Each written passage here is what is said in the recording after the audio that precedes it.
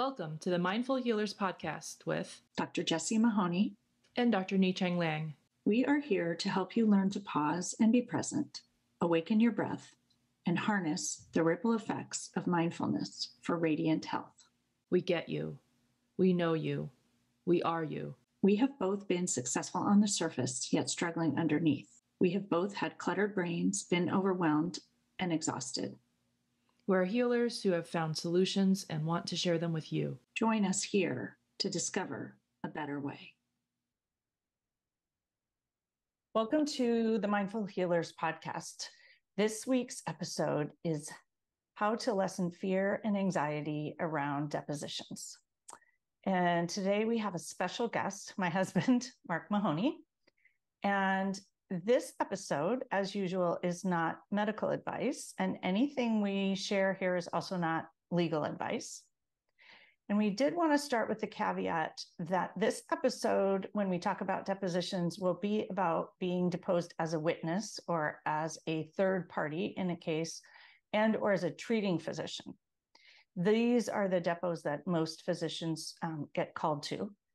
If you happen to be called for a deposition in a medical malpractice case, you should get a lawyer and do what they say. And what we're saying here doesn't apply. So our intention today is to share how mindfulness and knowledge can lessen the suffering when you get deposed, and to help you mindfully prepare for depositions and hopefully lessen the stress, anxiety, and suffering that they cause most of us. We hope you'll discover that depots are never fun, but they can be much less intrusive and damaging to your health, well-being, sense of safety, and security when you have knowledge of the situation and understanding of your own unhelpful thoughts and how they contribute to your suffering. Takeaways are that knowledge helps. You should expect to feel stressed. Of course you're stressed, but that doesn't mean that something is wrong. And that when you get a subpoena for a deposition and or are requested to show up for a deposition in a third-party case or as a treating physician, it doesn't mean that you did anything wrong. So a brief introduction as to why we decided to do this topic. And I myself have been called for a third-party deposition, and as a leader in physician wellness, we actually spent some time in my last few years in that role helping to share some of the information we're going to share here with physicians, because these depositions cause people so much stress and anxiety and loss of sleep specifically. And why I came to working on that topic is because of some of the things that Mark had told me about depositions. And these are things that no one ever tells you, and they're really just the facts of the situation. And now as a coach, I have much more insight into our thought patterns and how we actually make these difficult things much, much harder on ourselves. And so I'm hoping that by sharing this information, that it will help some of you lessen the stress. And if any of you get called for a deposition, you will have some tips and strategies to approach it. So, Mark, I'm hoping you'll introduce yourself and share perhaps why you agreed to do this. Thank you. As you know, but probably your audience does not, I've been an attorney for nearly 20 years. The entire time I've done civil litigation, all trial work. I've taken and defended hundreds of depositions and dozens of doctor depositions. And I remember when you first told me you were being requested to sit for a deposition, and I asked who your lawyer was, and you said, oh, well, they're not giving me a lawyer. I'm just going by myself. And I was astounded. So I did my best to help prepare you, and hopefully some of these words of wisdom will help prepare other doctors facing the same thing. And I would just add that one of the reasons that I think you're the perfect person to have this conversation with is that living with a doctor, you understand some of our crazy thoughts and habits. And I have shared your thoughts about this with colleagues and friends who've had depositions, and they've found it really helpful. But I think you have an appreciation and insight into how physicians respond, which actually helped you be a lawyer deposing physicians, but it can help all of us feel more comfortable and potentially struggle less and lose more sleep. And as someone who shares a bed with someone who was deposed, you know that we lose sleep unnecessarily over things like this. So I thought what we would do today is talk about the thought patterns that we have that make depositions harder and make us struggle and suffer less, and then share some tips to make them less intrusive and damaging, and then get your thoughts on those tips so you can give us a little bit of the knowledge along the way. And so the first thought pattern, which is the one that I always bring up first, is our tendency to catastrophize and personalize and ruminate, and we make things much worse. And my only tip for this one is to be honest to yourself and know that this is what you do, and to be mindful and notice and be aware when you're doing it so you can catch yourself. I don't think that for most of us that stops the rumination. And what I think stops the rumination is a lot of the knowledge that you can have about what's in your control, because we love to have control. And in these scenarios, we at least feel like we have very little control. And I think what I really wanted to do was control the situation. And I see other people focusing on little pieces of it to try to control the situation. So do you want to share your thoughts on that? Yeah, I mean, when you get notice that you have to sit for deposition, or, God forbid, somebody hands you a subpoena directly, it's on legal court paper. It has scary language. It says you must appear at this date, this time, otherwise there'll be sanctions and all this bad stuff. But the reality is that no court has issued that deposition notice or subpoena, just some lawyer has. And the lawyer picked the date and time because it worked well for his or her schedule. They're not thinking at all about your schedule as a physician. But the truth of the matter is it's all very flexible. And so if you have patients that day, or you just don't like that day, feel free to tell the lawyer, hey, that doesn't work. I've got to pick a different day. Now, you can't pick a day like 10 years into the future, but there's a lot of flexibility there. So it's important to be proactive, not ignore these things, and try to work with the lawyer noticing the deposition to make it as convenient for you as possible. You also mentioned that you could potentially impact the location. I think most of these are done by Zoom now. In the past, they were all done in person. But if you want to do them by Zoom or somewhere else, that's up to you. Yes, you could even do them by telephone without Zoom. But yes, most depositions are done by video conference, mostly through Zoom. But lawyers will work with whatever system you have. So if your medical group uses Microsoft Teams, that's all fine. It'll work.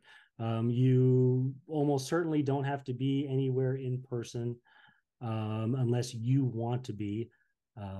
So yes, you have control over the location, the mode of the deposition. And as a doctor, I would schedule it for as short a window as possible. So you tell the lawyer, I've got between 10 and 12 next Thursday. Take it or leave it. If push comes to shove, they might be able to make it come on a different day. But most lawyers respect doctors, respect their schedules, and try to work around them. So and I think one of the things, don't be afraid of asserting yourself. One of the things that comes up to me is I was absolutely afraid of asserting myself because I didn't understand it. And I think that we think that they may be our enemy, right? That they're like, we have a linear thought about depositions are bad. And one of the things that you shared with me is that they actually need you, and they need you to interpret the chart, essentially what you meant. And one of the most helpful things you told me is that oftentimes they need you to read what you wrote because they can't actually bring the chart into a case. And so I remember them asking me to read things and say what I wrote. And I felt very threatened by that, but because I didn't know at the time. But now I understand that that's actually, they're just trying to get the information so that that can be shared at trial if the case goes to trial. Right. In a deposition as a treating physician, you're just being asked to talk about your patient, who is most likely the plaintiff, but perhaps a defendant in some lawsuit. And so the deposition is really all about that plaintiff. It's not about you as the doctor, as the witness.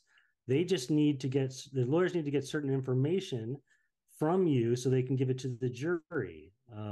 Most people don't appreciate the fact that during a trial, a lawyer can't just walk over to the jury and hand them a stack of medical records and say, read these, this is what it was.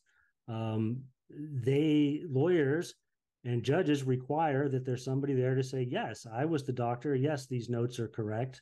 And this is what I did. They want an actual person. So most of the times these depositions are simply to get a deposition transcript record of exactly what's already in the charts, which is frustrating and boring, but on the other hand, shouldn't be too scary.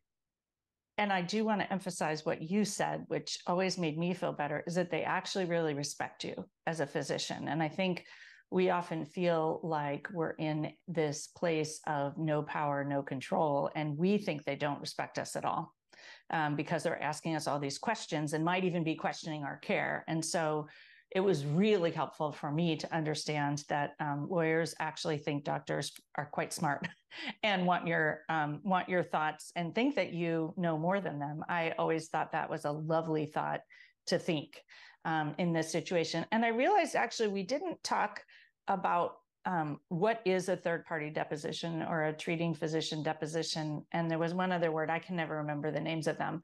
But I do know that when I got called for a third-party deposition, I had no idea what that meant. Right. So again, the deposition is not about you. The lawsuit's not about you in these situations. The lawsuit is about the plaintiff, usually the defendant who got injured or has some medical condition, and they just want a doctor to tell the jury exactly what happened and nothing more and nothing less. And so literally sometimes you just sit there during the whole time and read the notes or the charts into the record. So the catastrophizing where we think they're questioning our care and we think maybe something will come up where then someone might think we made a mistake, but that's not the point of these depositions. Exactly. It's not, you'll know as a doctor if somebody is suing you for malpractice because your name will be on the lawsuit. In this case, they're not going after you. If they question your diagnosis, that's only because it doesn't help the lawyer's case. It's not because they actually think you did a bad job. They just don't like the facts as they are. And so they're hoping to create some kind of ambiguity so they can argue to the jury. But, to your earlier point, lawyers are just smart enough to realize that doctors are much smarter than them. Every lawyer knows they could never have gone to medical school. And so, yes, there's a lot of built-in respect. And to be honest, the lawyers need the doctors. The doctors are people that the jury believes. The jury doesn't generally believe lawyers. The lawyers just present the believable people to the jury, and the treating physicians are amongst the most believable people. So these cases are the ones where someone was in a car accident, or they slipped and fell, or they have mold, or usually those kinds of things. I know in peds, sometimes we get called as a treating physician in child abuse, and those questions are even more challenging because of the emotional aspect. So the next thought pattern that I wanted to talk about is, as doctors, we like to help. We like to people please, and we want an A+ for our performance. We want the lawyers to think we did a good job. We want to think we did a good job, even though we don't even know what that means when we go into a deposition. And so the tips, this is my doctor version of what you told me, and then I'll let you clarify a little bit, but you don't need to help them. You don't need to teach them. You should only answer the questions that they ask you. Our physician tendency is to say a lot and over explain. And so really keeping it short and simple, which is not my specialty, right? We want to explain everything, why we thought this, what else it could be. And that's not our role in a deposition. They may even ask you to speculate, and just say that you can't speculate and don't guess. So sticking to what you wrote in the chart is really, really helpful. And one key point is it's okay not to remember. As physicians, we think it's not okay not to remember. We should remember. Somehow that reflects whether or not we're a good doctor. But most of the time, this is years later and you actually don't remember. And so I remember the relief of it's okay to not remember. You really just want to be honest. And making sure that you're not there to people please and make them happy. You're there to share what you did and why. Is that exactly? Yeah, the lawyers there, unless they're your lawyer, are not your friends. You don't need to help them. Your job is not to advocate for one side or the other. Your job is simply to say what kind of care you rendered, what diagnosis you made, if any, and why you made that diagnosis.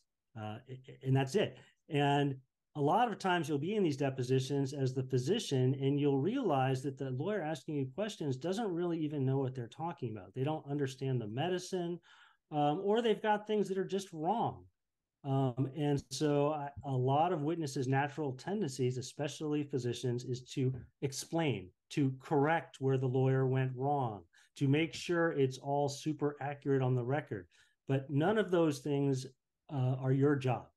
Really, your job is to get in and out of that deposition as fast as you possibly can so you can get on with your real job of helping actual people. You don't need to help the lawyers there. If they ask bad questions, it's because they're bad lawyers. And that's just the way it is. So most of these cases involve treatment that occurred months or even years before the deposition. Nobody really expects that you'll remember everything. That's why usually before the deposition, the lawyers will have a copy of the medical records. You'll have been able to look at them, and you can just refer to those records. And as you said, if you can't remember something, say, I don't remember. It was a long time ago. And you don't need to feel ashamed about that or bad. It's just the facts. And so I think being very mindful of our tendency to overfunction and take responsibility for things that aren't ours is super helpful. And it's that noticing and awareness of your tendency so you can catch yourself in the moment. And I will say, you told me all this before, and I still, and this was years ago, I still remember, because all of these things are very traumatic for doctors. I would still start to talk and remember that I wasn't supposed to, and it wasn't my responsibility to help. And so I think setting an intention to keep it simple and not to overcomplicate it and not to overhelp. And I wanted you to make your comment about the silence too, because I think many of us have trouble with the silence. Yes, here's a good lawyer trick that I'll pass on. Lots of times I would ask a question and the witness physician would answer the question. And I knew there was more information I wanted, but instead of asking another question, I'll just sit there quietly smiling at the witness. And it usually takes about 10 seconds before the witness starts talking again, just trying to fill that silence. There must be something more he wants of me. He's not asking me a question. So you want to resist that urge very strongly. Sometimes the lawyer's not asking questions because they can't think of their next question, or they have to look at their notes, or they're not prepared. So just sit there quietly and wait till the next question and just answer that and then be quiet again. And that gets into our doctor tendency where we have an urgency bias. So it's quiet. We have to jump in. We have to move on, get things going. And so this is the perfect place to practice mindfulness and allow the silence and allow the stillness, even though it is super uncomfortable. Right. So, and in fact, the more you talk during a deposition, generally the longer the deposition becomes, because everything new you say, there's always follow-up questions about that. So the less you can say, the shorter the deposition is, the faster you can get out of there. And I think also our tendency to overhelp. So if it's our patient and they're the plaintiff, we might want to be helpful there because we, that's not our job here. Our job here is to literally stick to the facts. So for those of you that have done coaching, that's the C. That's, we actually say like admissible in a court of law, or we can't argue about it in a court of law. That's really what you're there to share in a deposition, not the thoughts, not the feelings in the coaching model. And so I think it might be really helpful for those of you that are familiar with coaching to really focus on that. So a couple of other thought patterns that we have as physicians that really get us into trouble. Beforehand, we hate uncertainty, and not knowing makes us anxious. So that is one of the reasons why we decided to do the podcast is, one, if you know how it works, then you will have hopefully less anxiety and rumination before. And if you know that it's not about you, and it's not these questions are not questioning your personal care, they're really for another reason, can be really, really helpful. Well, I think there is inherently some uncertainty because you don't know who these people are. Most of us don't know anything about the case. And in fact, you usually don't get to know anything about the case when they depose you. They just ask you the questions. In my experience, it's better not to know all the details and literally just answer the questions. Yeah, I agree. You're not there as an advocate for one side or another. Even if you remember your patient and you're super sympathetic, your role is just to give the facts and the truth as simple as possible. 9 times out of 10, there will be no trial. Your deposition will never be used. Nobody will ever look at it, and nothing will ever happen. It's just one stage in the gathering of evidence to prepare for a trial that usually never happens. Yeah. So the self-sacrifice martyrdom and our tendency to over-accommodate, I think this comes up for many people where we don't take breaks, and we don't do it on our own terms. We don't ask questions. We feel like we've lost our power. And so I think understanding that we do have power and control and where we can bring that in is a really helpful information. Absolutely. As the treating physician and witness, you actually have a lot of power in the proceedings. So if you ever need to take a break, just say, I need to take a break now, and go do it. You don't need permission from anybody. You can just go. And if you don't understand something or a question, you can ask questions of the person asking you questions. That's completely fine. You can say, I don't understand what you said. I don't understand what you mean. Can you explain that better? You're allowed to say all those things. So don't, the number one rule is don't do anything you're not comfortable doing during the deposition. And even if that means you have to suspend the deposition, okay, fine. You might have to come back another day and finish it, but at least it'll be on your terms.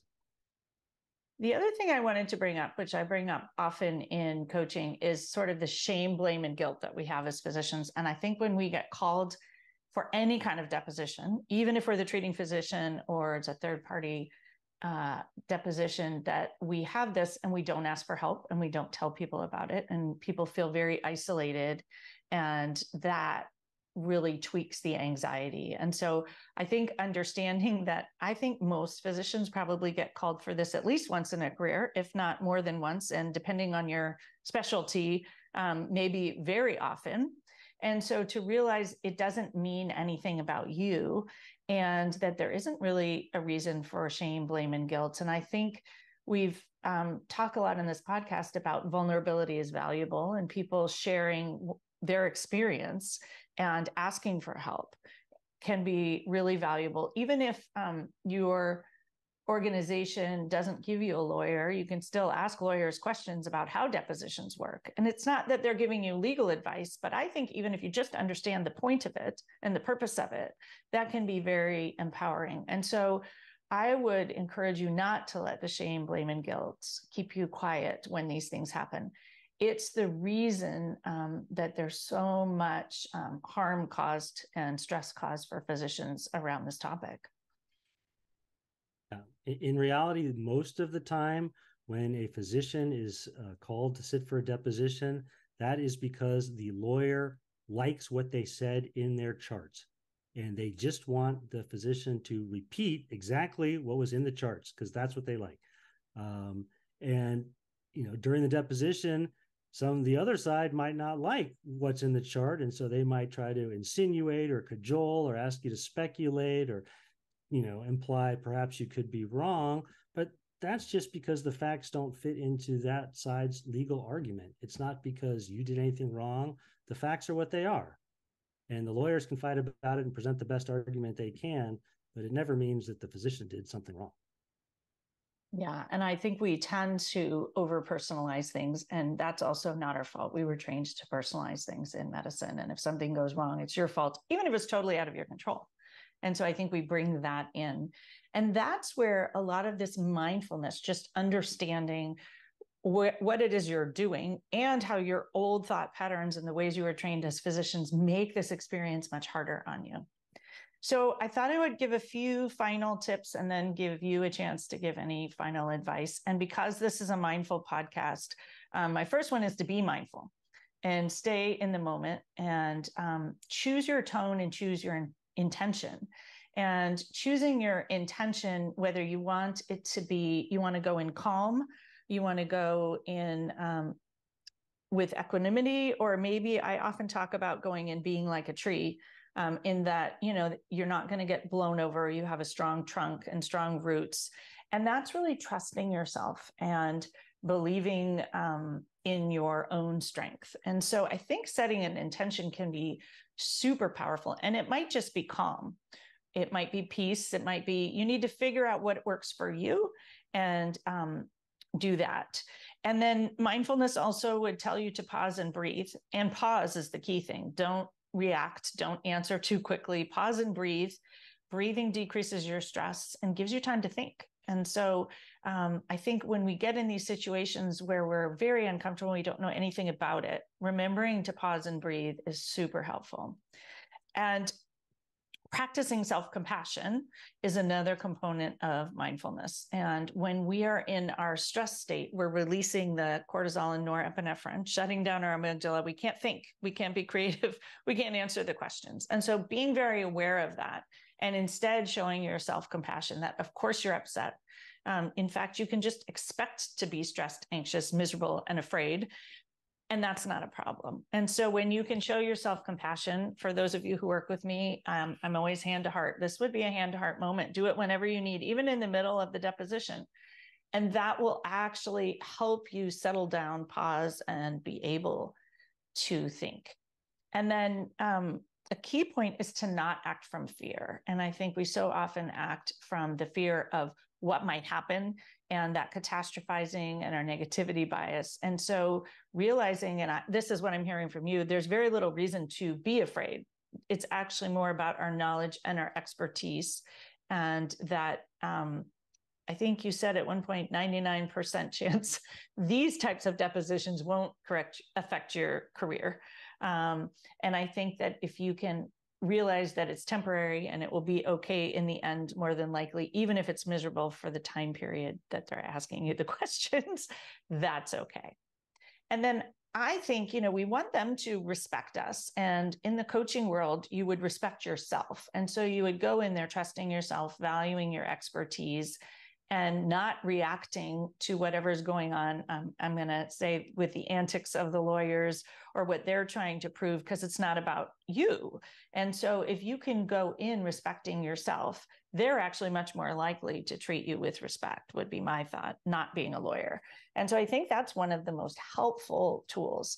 And then the last one I wanted to share is just this idea about asking your future self. So when this is over a year from now, will you wish you had stressed and stayed up for weeks on end in advance? Will you wish you'd questioned yourself? Will you wish you had not talked to anybody about it? These are not sort of med mal cases where you can't talk to somebody about it. It's not that you need to talk about the details, but talking about your stress and your anxiety and tips and tools can actually be a great source of support. So do you have any final suggestions? And I will say, I was going to use the word advice, and I'm going to remind everyone who's listening, this isn't legal advice or medical advice, but really just ways to use your thought patterns and being mindful so that you're not as stressed when you get into these situations. And if you have a lawyer, ask them your questions. But in my experience, most medical systems don't give you a lawyer for these kinds of depositions. Yeah, my advice would simply be to remember that this is not about you, even though you're being deposed, and to stay in the moment. Don't overthink things. Really listen to the questions and give the shortest, honest answer you can give, and rely on the written records that you have to anchor yourself. And if you just stick to listening to the question, answering the question, and following what the notes you already wrote are, it's going to be over before you know it, and you won't have to think about it again. And in fact, if you are still staying up at night worrying that you answered a question badly or forgot to say something, the lawyers are required to send you a copy of the written transcript, and you can read it and you can actually make corrections and changes. So don't worry if you walk out of there thinking I should have said X or I shouldn't have said Y. You'll have one more chance to change it. But chances are when you'll read it, you'll think you did just fine. Yeah, I think that advice to stay in the moment and be present, our Dr. Monkey Mind is thinking miles ahead about what could happen or past about what we should have done. And being in the moment is really the key to lessening, I will say, the suffering that we impose upon ourselves about these types of questions that we're being asked. So I want to thank you for joining me on the podcast again and sharing your tips. And I'm grateful that you have a little bit of humor about our physician minds and the way that we approach these things. And grateful that I think it's an incredible opportunity to hear from someone who does these about how they actually work. And that knowledge is what can really help us stay in the present and stay out of some of our negative thought patterns that cause us so much suffering and struggle. So stay on after the sound of the singing bowl for our mindful moment. And if you enjoy the podcast, please leave us some written reviews so other people can help find us. And for anyone who hasn't joined us at a retreat, come to our Nourish and Transform retreat and eat Mark's food, because he's not only a lawyer, he is an exceptional cook and makes exceptional food, and you won't regret it. So we would love to see you. And we hope this has been helpful or will be helpful at some point in the future. As always, if you want to declutter your mind, be more present, and start truly living your one wild and precious life, come find us at the mindfulhealerspodcast.com. Work with one of us. Work with both of us. Start or up-level your mindfulness practice. Discover how mindful coaching can change your life. Or even better, do both as part of our Mindful Healers programs and retreats. You can find links to find out more about our programs and join our communities at themindfulhealerspodcast.com. Reach out and get started on your journey to a life better lived today. The content of this podcast is not meant to be medical or life advice. If you choose to participate in our mindful moments, please do so safely.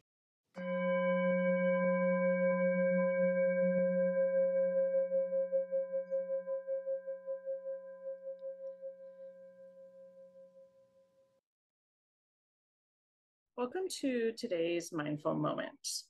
Today's mindful moment is going to be a grounding practice, knowing that when we are faced with stressful circumstances or feeling unsafe, that grounding can be one of the most helpful things to focus on.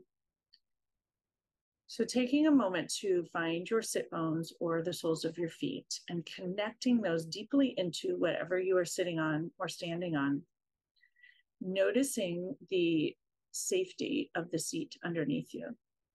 If you happen to be driving, just listen and opt out. Closing your eyes if it's safe for you to do so, and noticing your sit bones, your ischial spines connecting to the firmness of the chair or the bed or whatever you're sitting on. And coming back to your breath. Breathing in and breathing out. Noticing that the breath itself can be grounded. The breath brings the brain into quiet. It can calm the monkey mind and the chatter.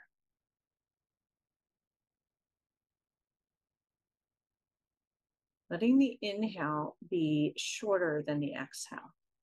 Lengthening the exhale nourishes the parasympathetic nervous system. Breathing in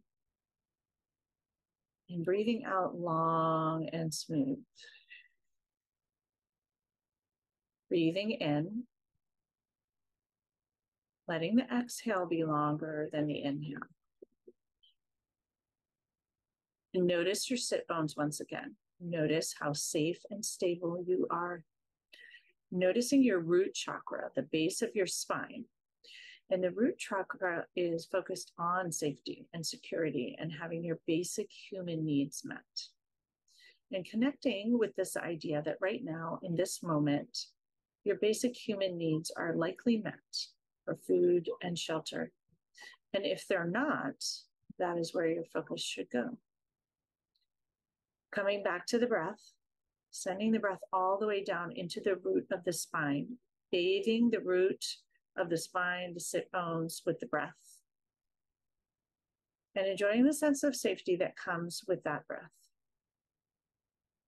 And bringing a hand to heart and another hand atop, connecting with your heart space, sending yourself compassion for any spinning minds, any anxiety, any worry, any rumination about anything that may be going on in your life.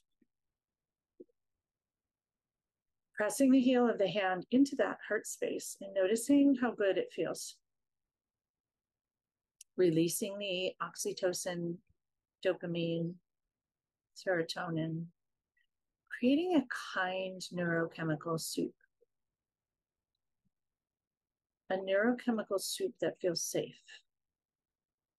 Noticing with the hand to hand, hand to heart, the skin on the surface of one hand touching the skin on the surface of the other, allowing yourself to enjoy that skin to skin contact. And envisioning in your mind the cortisol and the saliva melting, knowing that science has shown this. Noticing once again how safe you are. Coming back to the breath, grounding into your seat, breathing in and out. 3 more breaths.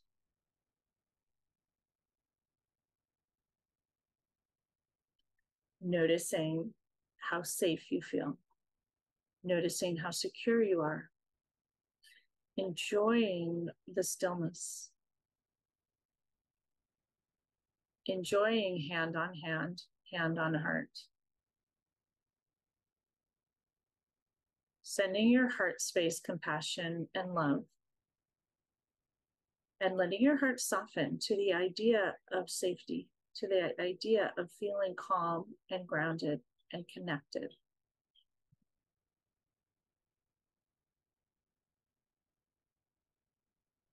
Notice how you are safe in this moment. Notice what's okay. And with compassion, if there's something that's not okay, accepting and allowing it to not be okay. Letting go of control of the things that are out of your control. Trusting yourself to handle what is in your control with grace and presence. Trusting yourself to have your own back.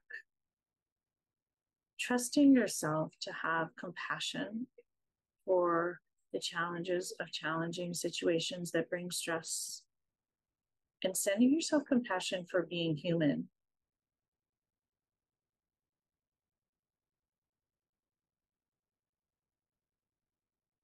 And when you feel safe and calm and secure, reconnect with your root chakra, the base of your spine, the coccyx, and your ischial spines, noticing how they feel firm and safe and still. Notice your breath rise and fall. And once again, connect to how calm and grounded and secure you feel in this moment. When you're ready, lower your hands and open your eyes and let the light back in with kindness. No rush, no hurry. Thank you all so much for practicing with me today. May you all feel calm. May you all feel grounded. May you all be safe. And may you all feel secure. Have a beautiful week.